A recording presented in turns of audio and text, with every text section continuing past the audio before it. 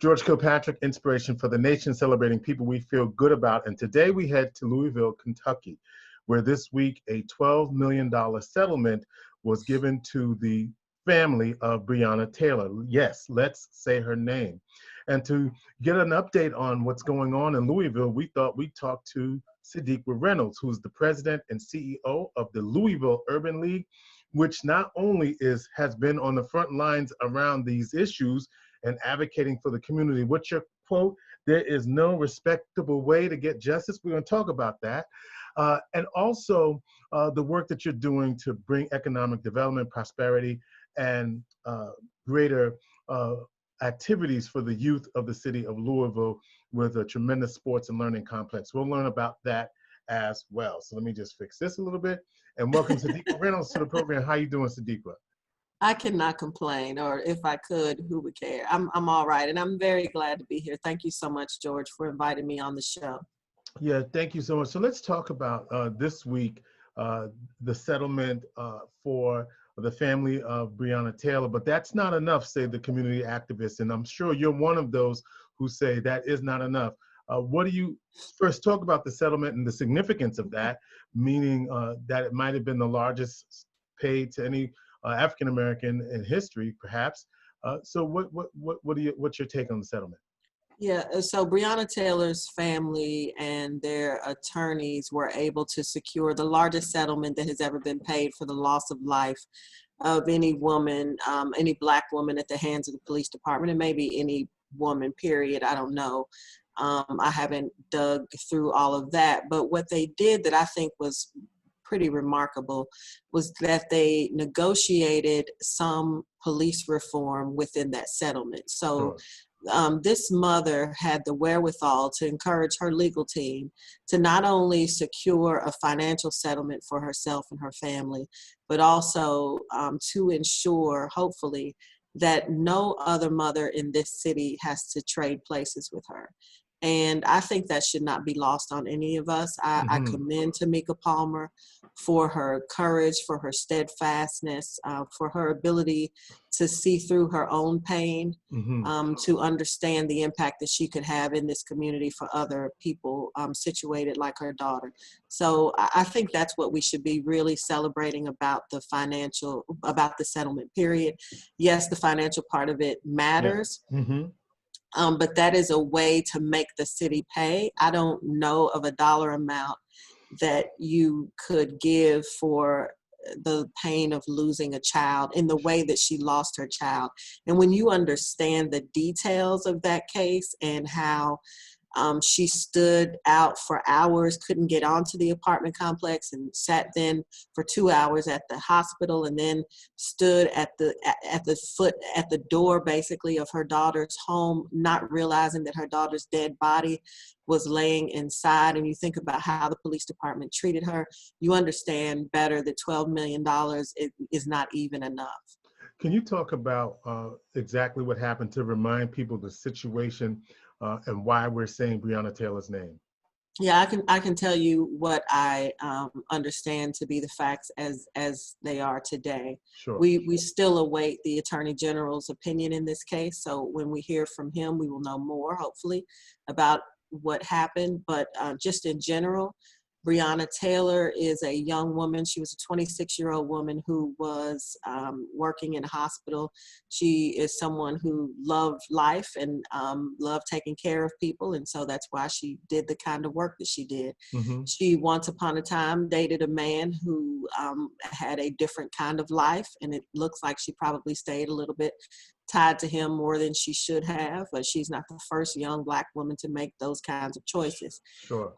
That being said, the police, in attempting to execute warrants that would lead to charges against the man that she was once in a relationship with, they also decided to execute a warrant at her home. And they executed 5 warrants simultaneously. And one of the 5 was at Breonna's home. Allegedly, not allegedly, police were supposed to be watching the home. They clearly were not. They did not see her come in with another man who was her long-term boyfriend, Kenny Walker. They did not expect him to be in the house. When they went into the house, before going into the house. They did a no knock. Well, they actually had the authority to do a no knock, but they didn't. They say that they knocked and announced. That is definitely disputed. There's one person who says he heard police say police one time, but he was standing outside. There's out of 15 neighbors that were interviewed, others did not hear that. But anyway, they go through the door, and when they did, Breonna's boyfriend, Kenny Walker, shot. He may have shot one of the officers. The officer may have been shot by friendly fire. Oh, we don't know how that happened, but either way, one officer was shot. And then the officers returned fire, firing about 22 rounds into the home, into the next door neighbor's house, through the wall, all over the place. And Breonna ended up dead at the end of it. So the way the community heard about this case was basically that police executed a search warrant for a known drug dealer. When they went in to execute the warrant, the female suspect was caught in the crossfire.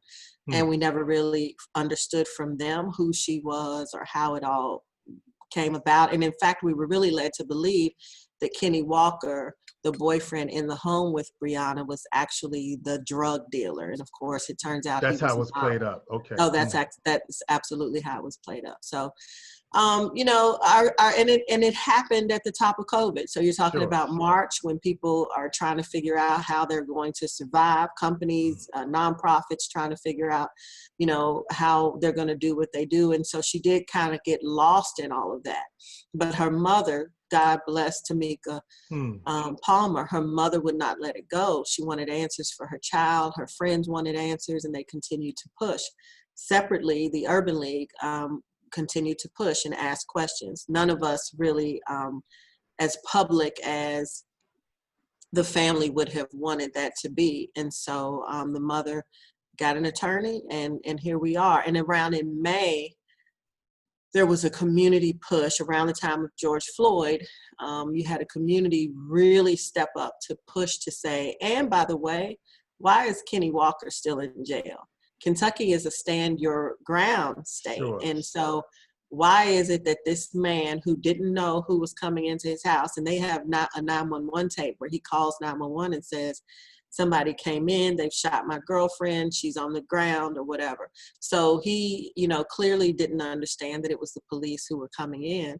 So the community said he shouldn't be in jail. He shouldn't be in custody. And in fact, the judge had already released him on home incarceration. So subsequently, the charges against him were dismissed. He is released from all custody, and we are now waiting for justice in Louisville, Kentucky. Our Commonwealth Attorney has recused himself in his office, and that is why the Attorney General has the case. Okay, talking with Sadiqa Reynolds. She's the CEO and president of the Urban League of Louisville, giving us a on-the-street version of what has happened. When I say on the street, bird's eye view, right? In the midst of it all, right? As part of the work that they're doing, demanding justice. And we should point out that so there's the settlement, the unprecedented settlement with the police reforms. I understand that there is also this idea that there should or shouldn't be, that they also want to get rid of no-knock warrants. But was that a part of the reforms that were negotiated as part of the settlement? So as a part of the civil settlement, they didn't have to negotiate getting rid of no knocks in Louisville, Kentucky, because that was negotiated previously. Okay. There is the ACLU, through a woman by the name of Couture Heron, has worked diligently in Louisville, Kentucky to change the rules around when or if police should be allowed to execute a no-knock warrant. Right. And that legislation will move through Kentucky, and then I think also throughout the country you will see other places begin to say no-knock warrants are unsafe, particularly where you have stand your ground laws. Because what happens is that convergence of police power and citizen power, when they meet, it is deadly. So, you know, and in this case, you have to say to yourself, why did they even want a no-knock warrant? What were they concerned about? I don't think there was any real suspicion that she had drugs in that apartment. There may have been a question about money. I'm a former defense attorney. I cannot think of a case where anybody flushes money down the toilet. Drugs sometimes, money never. So there are major problems with the warrant, and that's part of what the community is pushing on too, like accuracy, timeliness. There are lots of other reasons why we think the police officers need to be held accountable. Sadiqa, say something about the idea of the perfect victim, right? Because what many of us as Black folk experience that when we are victimized, our whole history of who we are, what we have been, who we slept with, who we didn't, and whatever, is always subject to discussion. When the victim is white, we just have sympathy and we just have empathy. But Black folks never get that. What does that feel like for you as a Black woman, never having the opportunity to be seen human and be empathized with? I think Charleston is a great example of that, that you have to be in this country where they tell us we don't need to say that our lives matter because they say they show us all the time. What we see is that you have to be a legislator in a church on a day other than Sunday or Wednesday and be killed in order to have Confederate flags pulled down from your state capitol. And in there, I'm referencing Charleston, South Carolina, right? Sure. So with Breonna, and even during this, even since we've been pushing for justice and, you know, they've leaked information, the police department has continued to look at information about her and things that they didn't know at the time that the warrant was signed, but they've given us more information that they've learned since so that we could really know who she was. And it's an attempt to make her less respectable. So that we will say, oh, I'm sorry, her life, actually, you know what, we probably shouldn't be out here protesting for her. She made some bad choices. She wasn't perfect. And what we're saying is, you seem to be able to grieve for everybody in your community, regardless of who they are, what they've done. But somehow they're always very fine people on both sides, right? But somehow for us, we have to be perfect. We have to wait for Rosa Parks, this hardworking woman, to be exhausted to decide, you know, she doesn't want that. That's who you want us to wait for. And our answer is resoundingly no. No, we love all of us. We that is unacceptable. And so I think that is important for us to push back on and to push back on these narratives of perfection, because this Kenosha shooting, for example, the young man let's who talk did about that. Hell, I don't even know his name because they don't say it often enough. He's left the news. I don't know anything about his mother. I don't know what she does. I don't know if he was molested. I don't know if something happened. I don't know if he was left with sitters, if he was a latchkey kid, if he has a history. There's so many things that we don't know. Here in Louisville, we had a white man who went into a Kroger and shot at people and had, you know, it was very racially motivated. Again, nobody digs that deep. We get a little bit of it, but we don't get this whole picture. We are constantly re-victimized by these systems and the storytellers. And I think the media has to own that. I think in Louisville, they're doing somewhat better. And where they make mistakes, they get called out immediately here. But we have to start pushing back on the narratives that dehumanize us, because that makes us easier to kill. As a matter of fact, you say push back on the narrative that dehumanizes us. The narrative of the dominant culture is that we're not, right?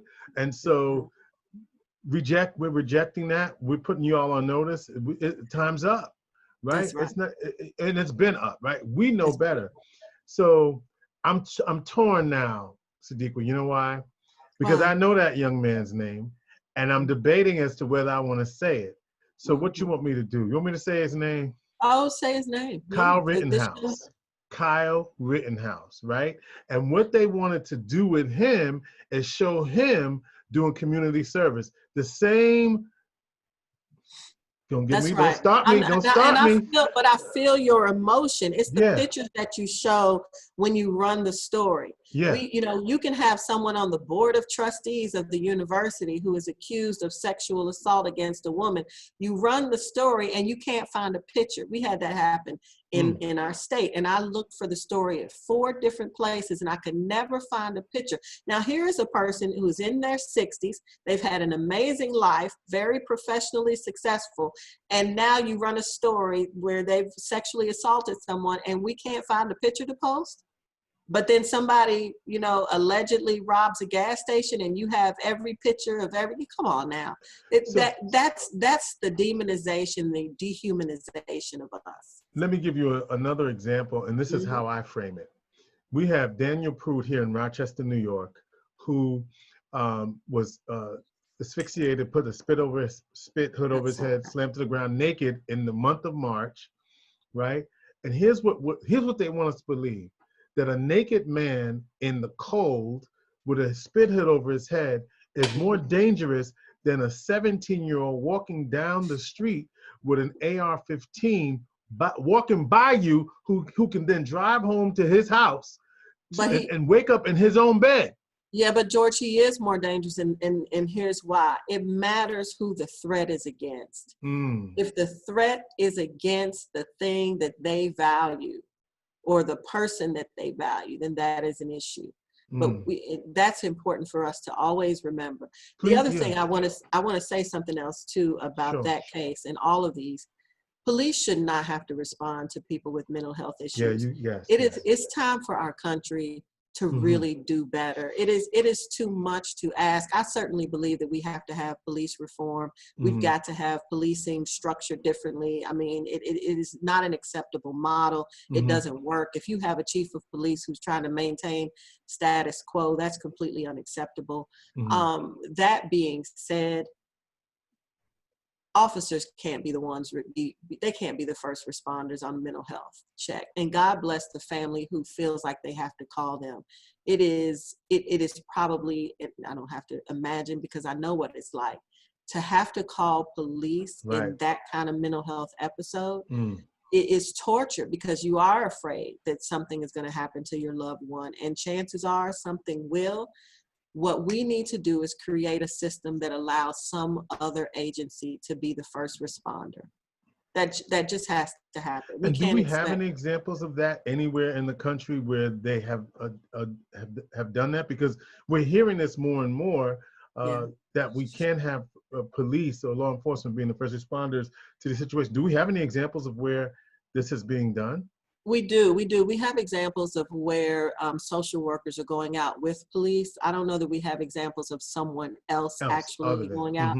And I think, in Louisville, with the settlement that you mentioned from the Breonna Taylor case, they will have that coming soon. We're going to be going through some training, and we're modeling it after another city. I can't remember the city right now. Let me ask you this. I know our time is short, but I want to ask, there has been some, and I've been listening to some chatter on some of the urban radios and Black Twitter as to whether this settlement, and I know you spoke to it a little bit earlier, whether that's okay. In other words, forget about the money for a minute, or that the money, what am I trying to say? In other words, I think you said it. Is it okay? That's what people want to know. They want to know it's okay. And does it silence, does it mean, what does it mean? In other words, some people are saying they're uneasy with the settlement, right? Because, and you spoke to it, but what is her life worth, right? But the question is, some people are, what do you say that people are saying, but damn, they should, they settled, they should have waited for this or that. What do you say to that? Well, first I say, I am the mother of 2 daughters. My kids are 15 and 13.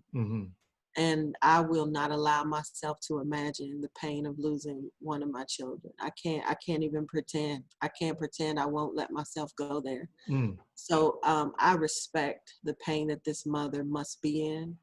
I know how much I love my kids, and I know there's no dollar amount that you could exchange for their lives. So the first thing I would say to people is, consider the fact that you are dealing with a mother with a broken heart.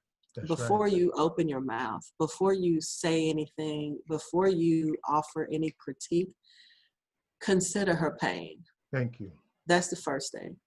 And I think that would stop most of it. Okay. Now, if you find yourself in a space where you can get past that, then now I'll just talk about the settlement then. $12 million for a department with no indicted officers is huge. And if you want to make a city change, hit them in the pocket. That's a big deal. Yeah.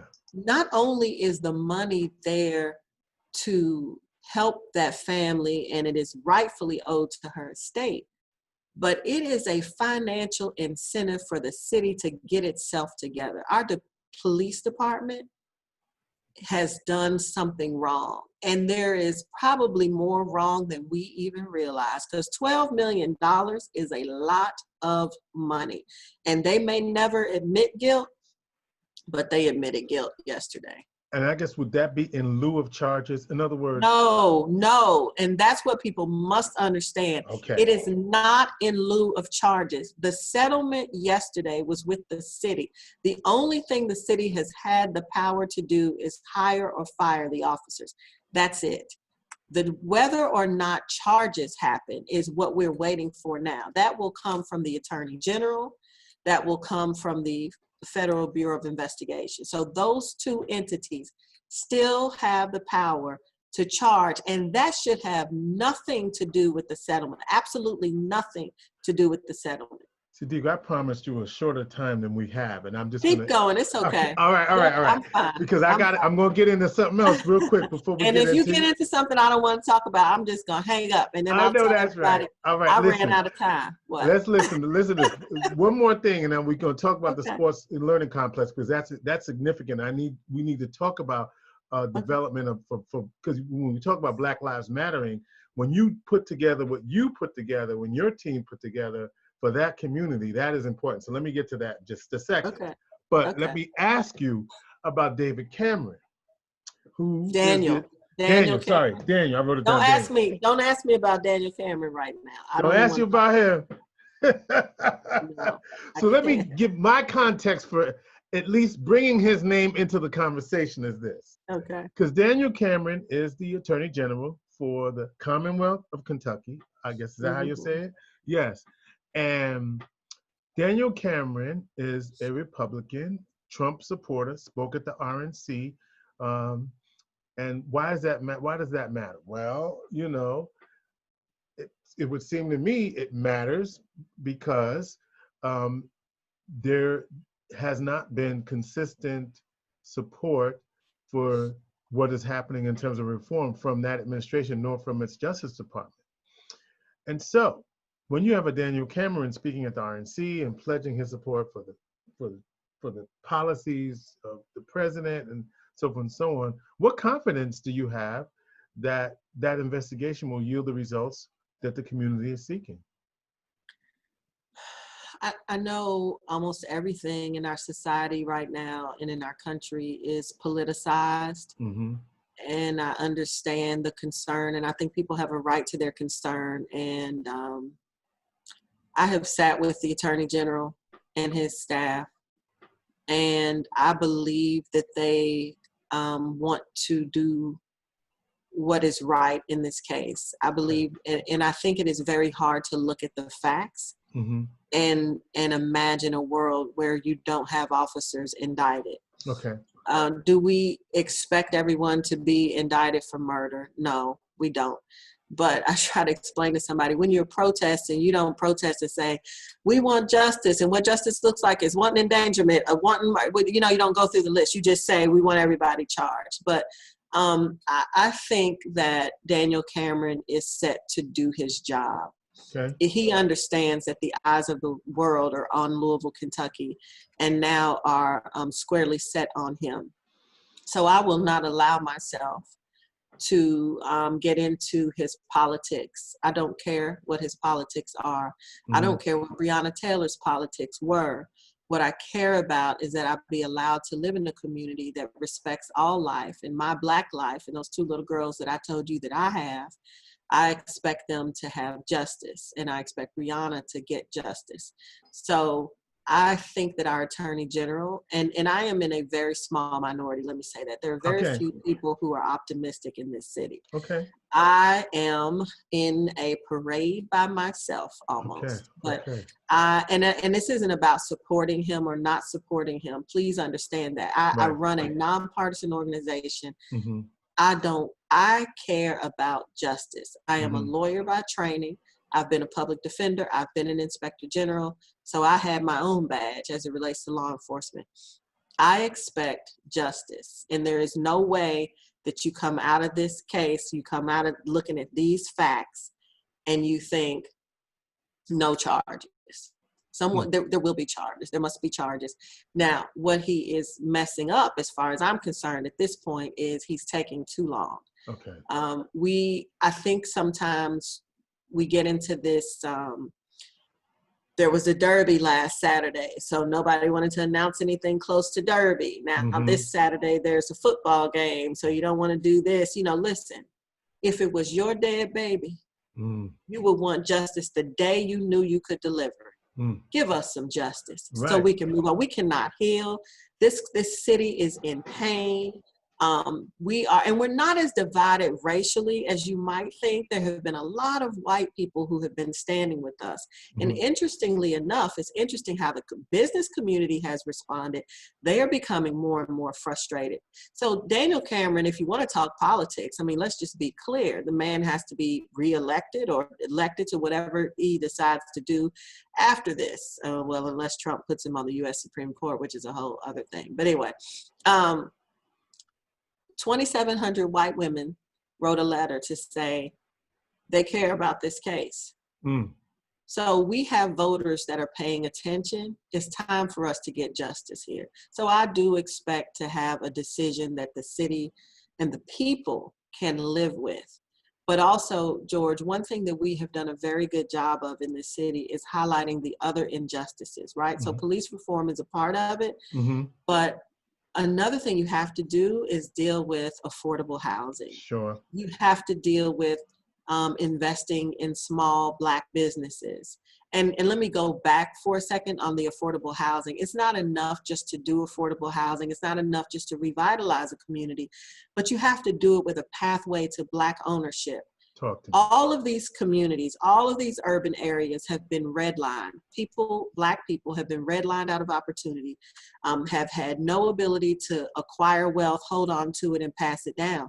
So as you rebuild community, you have to really be intentional about making sure that those people, those Black people, have access to wealth building tools, access to any loans that they might need in order to buy a home. You know what I'm saying? Yes. And we've been pushing for that because part of why our community has had the stamina to go on protesting for more than 100 days, some of the people, they were going to be homeless somewhere anyway. Because we don't really have enough affordable housing. We have 6,000 public school students that are homeless in Louisville, Kentucky. So you shouldn't even get to claim yourself to be a compassionate city if you're not really dealing with those issues. So I think we are finally painfully prepared to sit with the truth of who we are and to make ourselves better. And I think we're all culpable, but we can all do our part to help fix it. So one of the ways that you're helping to fix it, here's the segue. Sadiqa Reynolds, President and CEO of the Urban League. You were brought to my attention by a mutual colleague who said, you got to meet this sister in Louisville because they're getting ready to build, they are in the process of building this multi-million-dollar, nearly $50 million sports and learning complex. And it's really amazing what they're doing there. So here's the PSA. Talk to me about what you've done and what you're doing. Well, thank you, and I'm glad he told you that. So I am the Louisville Urban League. We had basically 24 acres of land in one of the most underserved communities, about 15 blocks away from our office. And this land was just sitting contaminated, unused. There had been plans for it. They hadn't worked out. And so we won the opportunity to develop the land. And we are developing it into a sports and learning complex. So we've spent about $3 million clearing or capping off the parts of the land that would still be exposed. And we're building, and we are set to be finished with this complex in actually at the end of this year in December. So what this facility will do, we have a 4-lane little bowling alley, a little rock climbing wall, but what's more important is this huge sports and learning complex, and track will be our anchor sport. Mm-hmm. So the track is on a hydraulic floor. It'll take about 7 minutes to raise or to lower. When you lower it, we will also have a concert venue. We're building this because we need economic development in this part of the community. What we did not have was any kind of magnet to bring people into this part of our city. So if you didn't live there, you weren't visiting a friend there, you really, maybe if you're a cyclist, you might go to the parks because we have the, the Olmsted Parks series. It does run through the West End. But other than that, there was really no reason to visit, no great restaurants that you just got to go to. And I always think about like with Harlem. Mm-hmm. When Harlem didn't have anything else, Harlem had Sylvia's and Harlem had the Apollo Theater. And so what could the West End of Louisville have that would bring people in no matter what? And you want them to come in with their disposable income, right? Because people come in, their kids are running track, they come in, they need a hotel room, they got to have dinner, they need lunch, they forgot socks, whatever. Now they're spending money in your economy. I wanted to somehow figure out a way to capture that. And that's what this project does. And track is just a really short indoor season, maybe November to March, December to March. But because the floor does lower, there's so many other things that we can do inside the facility. And in fact, the Armory will be our sister partner. So the Armory up in Manhattan, mm-hmm. I've traveled there a couple of times to see their facility, and the 169th Regiment Armory. Wonderful folks there. Yeah. So, I mean, it's just, this is what I wanted to do was bring economic development and people with disposable income so that the rest of the economic things, the other things we need, could grow organically. Because when you're bringing people in, all of a sudden now there's a demand for restaurants. All of a sudden you realize, gosh, we need a hotel near this facility. Right.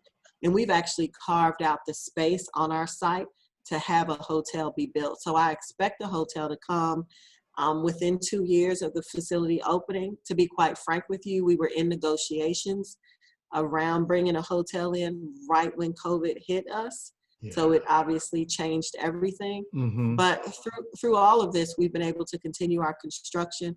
The Louisville Urban League has created, 302 jobs. When this is finished, we will have the highest Black spend of any project in the Commonwealth of Kentucky.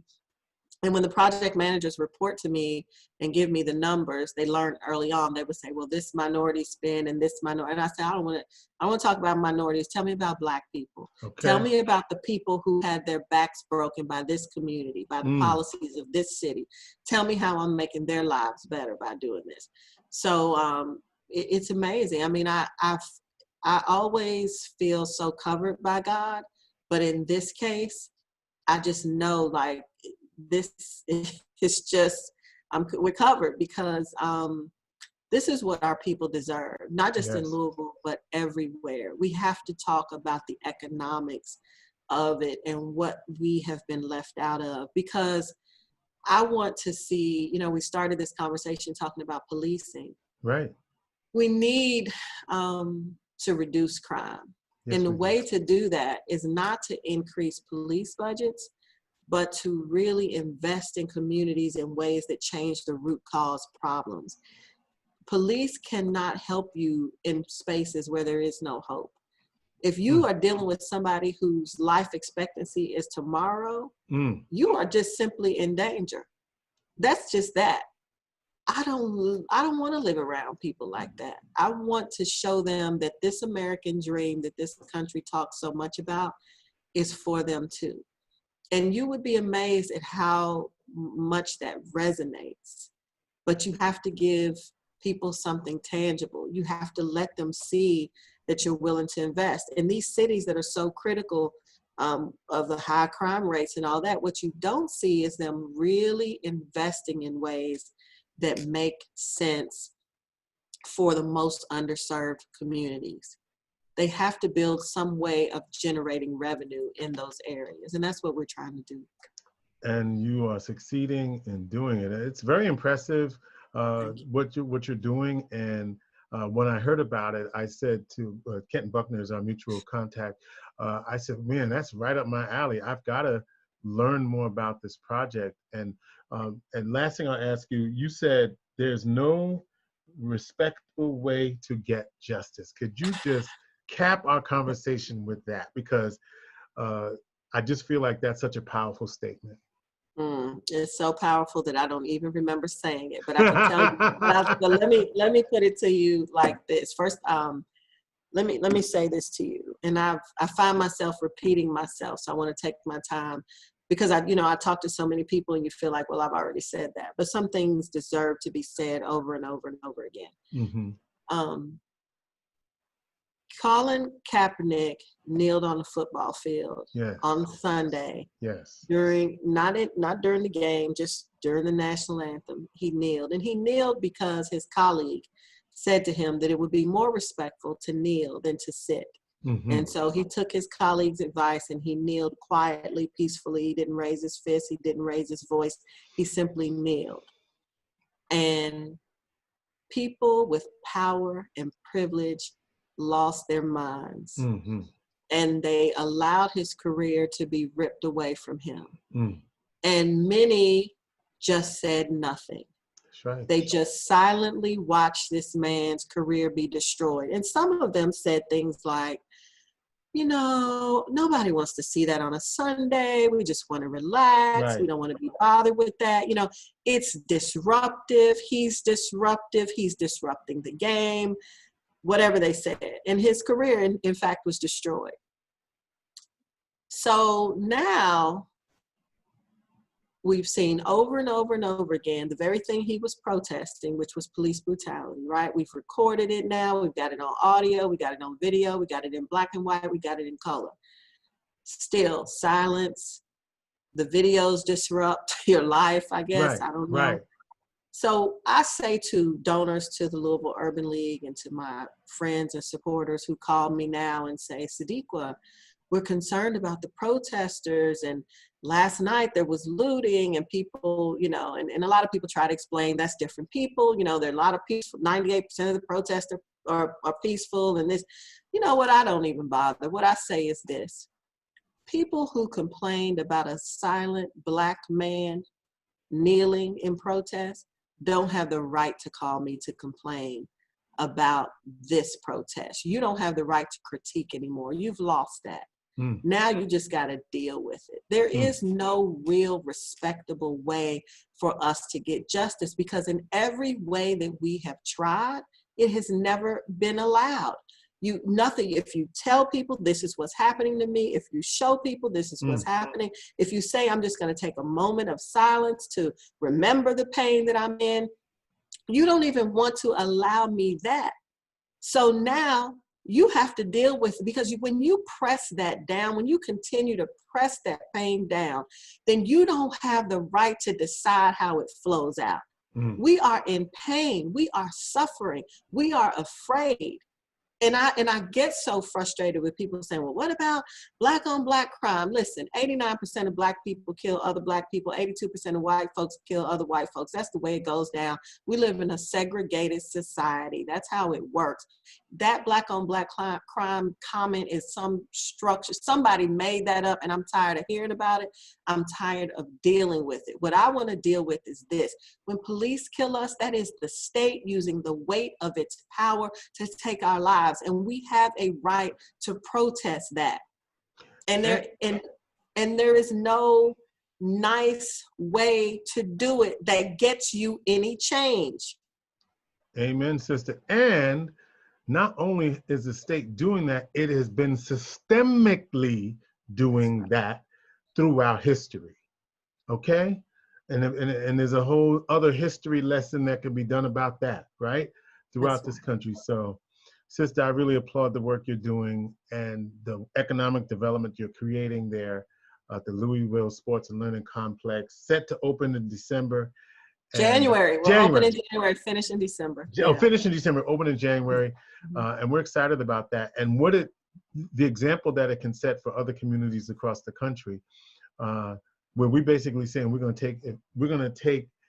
to rebuild in our own communities and create economic development and wealth. So, That's right. Sadiqa, since I took all my time, is there anything else you want to say with the minute?